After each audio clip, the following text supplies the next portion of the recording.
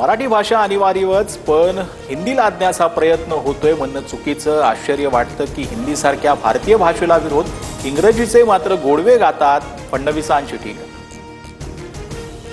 छेडछाड आणि ब्लॅकमेलला कंटाळून बीडच्या तरुणीची आत्महत्या, आरोपी अभिषेक कदमची जामिनावर सुटका.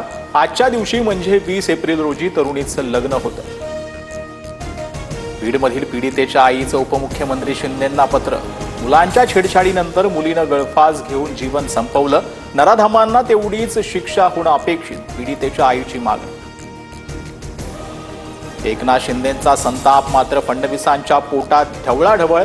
मनसेसोबतच्या युतीवरून राऊतांचा निशाणा, तर कोणत्याही अटी नाहीत. राज आणि उद्धव ठाकरेंची सहमती असेल तर युती होईल, राऊतांचा दावा.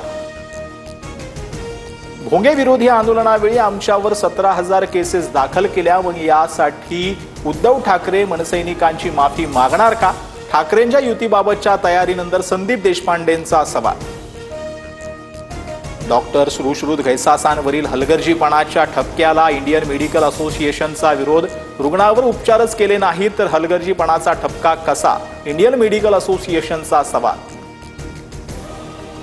किरीट सोमय्यांच्या कार्यालयात काल एक जण पिस्तूल घेऊन आला. सुरक्षा रक्षकानं पिस्तूल घेऊन आलेल्या व्यक्तीला रोखलं. मुलुंडच्या नवघर पोलिसात तक्रार.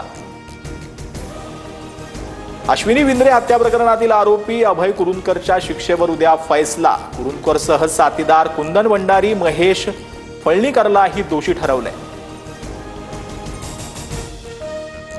नाशिकच्या बोरी चिवारी गावात पाणी टंचाईचं संकट. पाण्यासाठी महिलांचा संघर्ष. विहिरीत उतरून पाणी भरण्याची महिलांवर वेळ. इगतपुरी अमरावतीच्या मेळघाटमध्ये भीषण पाणी टंचाई. महिलांची पाण्यासाठी पायपीट. जंगलातून 3 किलोमीटर पर्यंत गोडवर पाण्यासाठी जीवघेणा प्रवास.